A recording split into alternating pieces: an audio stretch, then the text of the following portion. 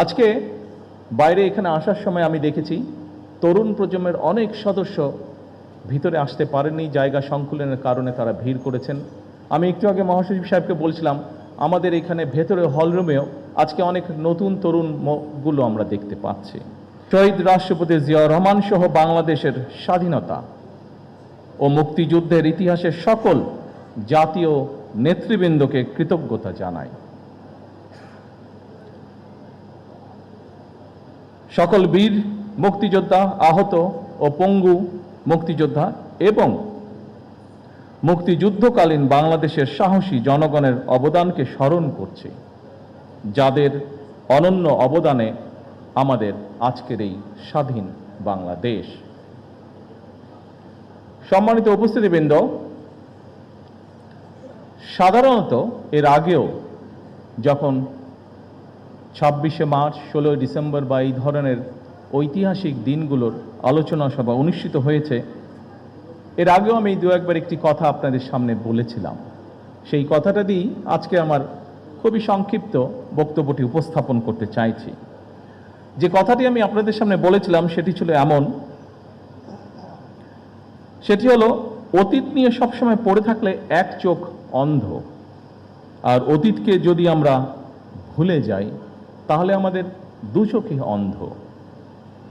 সুতরাং আমরা যেমন অতীতকে একদম ভুলে যাব না, ভুলে যাওয়া চলবে না, ঠিক একইভাবে অতীতেও আমরা দেখেছি, খুব বেশি দিন না, নিকট অতীতেও আমরা দেখেছি যে অতীত নিয়ে এত বেশি চর্চা হয়েছে যেটা আমাদের সামনে যে সমৃদ্ধ ভবিষ্যৎ আছে সেই ভবিষ্যৎকে বাধাগ্রস্ত করেছে। সম্মানিত উপস্থিতিবৃন্দ, এখানে আলোচকবৃন্দ কয়েকজনই তাদের বক্তব্যে বলেছেন বাংলাদেশের ইতিহাসের সবচেয়ে গৌরবজনক অধ্যায় আমাদের স্বাধীনতা এবং 1971 সালের মহান মুক্তিযুদ্ধ।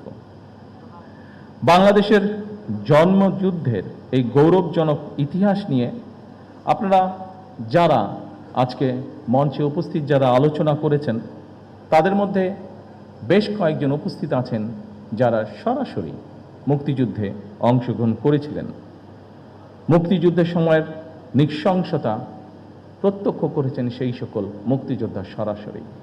আমরা যারা ছোট ছিলাম বা আমাদের সাথে যারা ছিলেন, আমাদের থেকে একটু বড় ছিলেন, তারা আমরা বিভিন্নভাবে, সেটি মিডিয়া হোক, বই পুস্তকের মাধ্যমে, বিভিন্ন দলিলের মাধ্যমে আমরা সেটি দেখেছি।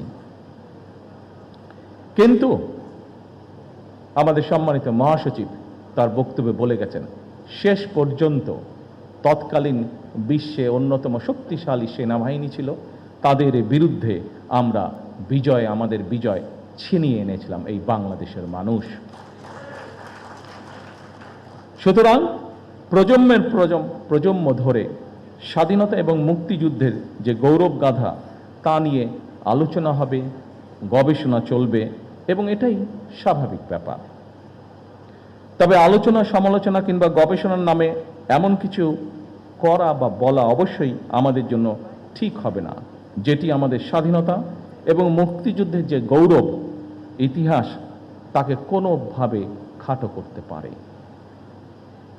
সম্মানিত উপস্থিতিবৃন্দ, সম্মানিত সভাপতি, মঞ্চে উপস্থিত আলোচকবৃন্দ, বাংলাদেশের স্বাধীনতার ঘোষণা এবং এর প্রেক্ষাপট নিয়ে আপনাদের বক্তব্যে অনেক তথ্য উঠে এসেছে, অনেক অজানা তথ্য, যা এই মঞ্চে সহ অথবা সামনে যারা বসে আছেন, বাইরেও বহু মানুষ আজকের এই আলোচনা শুনছেন, অনেকেরই হয়তো অনেক কিছু জানা ছিল না।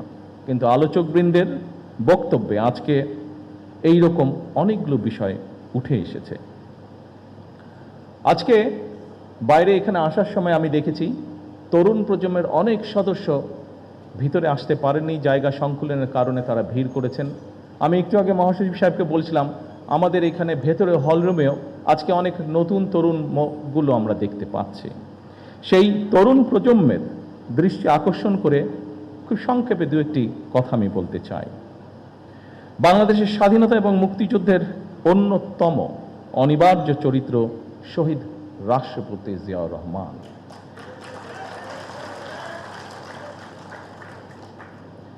আমরা দেখেছি অতীতে যেভাবে শহীদ জিয়াউর রহমানকে, তার অবদানকে, তার কাজকে খাটো করার চেষ্টা করা হয়েছে, এর থেকেই প্রমাণিত হয়েছে শহীদ রাষ্ট্রপতি জিয়াউর রহমান অবশ্যই বাংলাদেশের মুক্তিযুদ্ধের একজন অনিবার্য চরিত্র। কিন্তু সম্মানিত উপস্থিতিবৃন্দ, শহীদ রাষ্ট্রপতি জিয়াউর রহমান হঠাৎ করেই কিন্তু স্বাধীনতার ঘোষণাটি দেননি। শহীদ জিয়া প্রথম জীবনে অবশ্যই একজন রাজনৈতিক কর্মী ছিলেন না, তিনি একজন সামরিক সৈনিক ছিলেন। তবে তিনি বাংলাদেশের স্বাধীনতার যে স্বপ্ন, সেটি যে তার মনের মধ্যে সেই বোধ শক্তির পথ থেকে লালন করতেন, এটি কিন্তু তার একটি লেখায় ফুটে উঠেছে। স্বাধীনতার চিন্তা চেতনা যে তিনি ধারণ করতেন, একটি স্বাধীন বাংলাদেশের জন্য যে তার একটা দীর্ঘ মানসিক প্রস্তুতি ছিল, সেটি আমরা তার একটি লেখা থেকেই পরিষ্কারভাবে বুঝতে পারি। কথাগুলো আমার নয়, কথাগুলো কারো মন গড়াও নয়, এই কথাগুলো আমরা তার নিজের লেখনী থেকে আমরা জানতে পারছি। আমরা স্বাধীনতা এবং মুক্তিযুদ্ধ নিয়ে শহীদ জিয়ার নিজের লেখা একটি প্রবন্ধ আছে। প্রবন্ধটির নাম একটি জাতির জন্ম। সেখানেই এই কথাটি আমি আগেও বলেছিলাম, একটি জাতির জন্ম প্রবন্ধটি, সেখানে প্রবন্ধটি যথেষ্ট বড়। আমি খুব সংক্ষেপে সেই প্রবন্ধের দু একটি লাইন আপনাদের সামনে বলবো, যেখান থেকে পরিষ্কার হয়ে যাবে পুরো বিষয়টি। এই প্রবন্ধের মাধ্যমেই আমরা জানতে পারি যে স্বাধীন বাংলাদেশ, সার্বভৌম একটি বাংলাদেশের স্বপ্ন বহুদিন যাবৎ শহীদ জিয়ার মনে শহীদ জিয়া লালন করছিলেন। শহীদ প্রেসিডেন্ট জিয়াউর রহমানের লেখা নিবন্ধটি দৈনিক বাংলা পত্রিকার প্রথম 1972 সালের 26শে মার্চ প্রকাশিত হয়েছিল। এই প্রবন্ধটি ছিল বাংলাদেশের প্রথম স্বাধীনতা দিবস।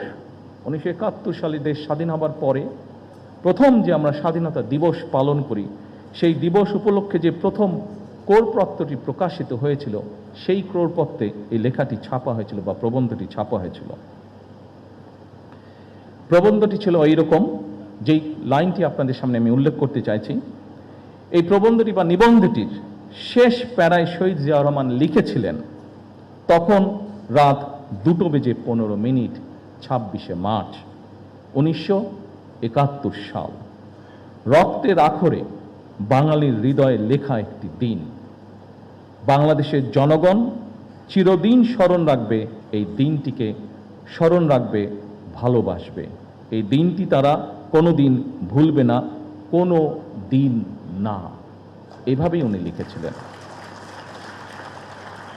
সম্মানিত উপস্থিতিবৃন্দ, 1971 সালের 26শে মার্চ রাত 2:15 কি হয়েছিল, আমি মনে করি স্বাধীনতা এবং মুক্তিযুদ্ধের ইতিহাস নিয়ে যারা গবেষণা করেন, এই তথ্যটি অবশ্যই তাদের জন্য একটি গুরুত্বপূর্ণ দলিল হতে পারে। কারণ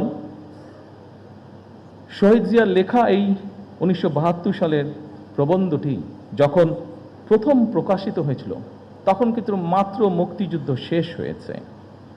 যারা মুক্তিযোদ্ধা ছিলেন, যারা মুক্তিযুদ্ধের সঙ্গে প্রত্যক্ষ বা পরোক্ষভাবে জড়িত ছিলেন, তারা কিন্তু প্রত্যেকেই তখন বেঁচে ছিলেন, যারা বেঁচে ছিলেন যুদ্ধের শেষের পরে।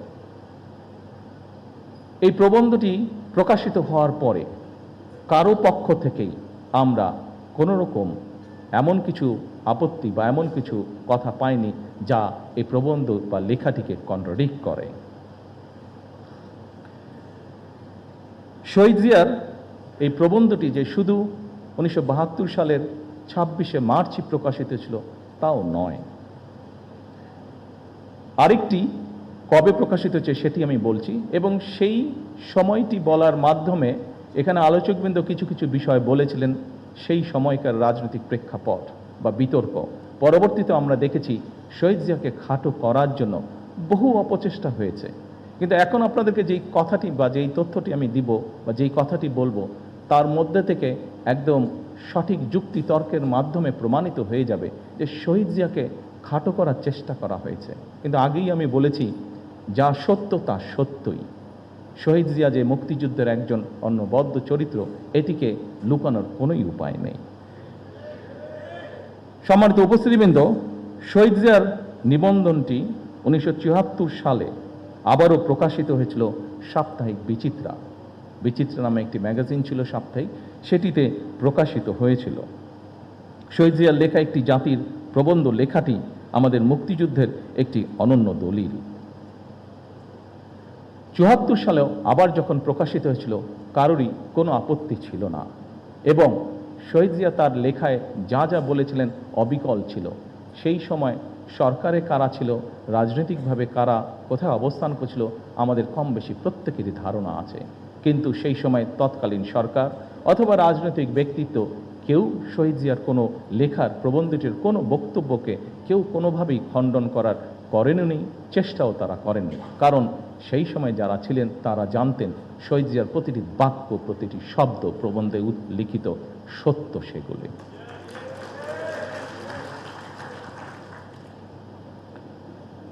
সম্মানিত সভাপতি, মঞ্চে উপস্থিত সুধীবৃন্দ, সম্মানিত নেতৃবৃন্দ, আমার সামনে উপস্থিতিবৃন্দ, সাংবাদিক ভাইরা, প্রিয় সহকর্মী ভাই বোনেরা, বছরের পর বছর, এমনকি যুগের পর যুগ ধরেও বিশ্বের যেখানে যারা স্বাধীনতার লড়াই করেছেন, সংগ্রাম করেছেন, একমাত্র তাদের পক্ষেই উপলব্ধি করা সম্ভব স্বাধীনতার মূল্য কতখানি।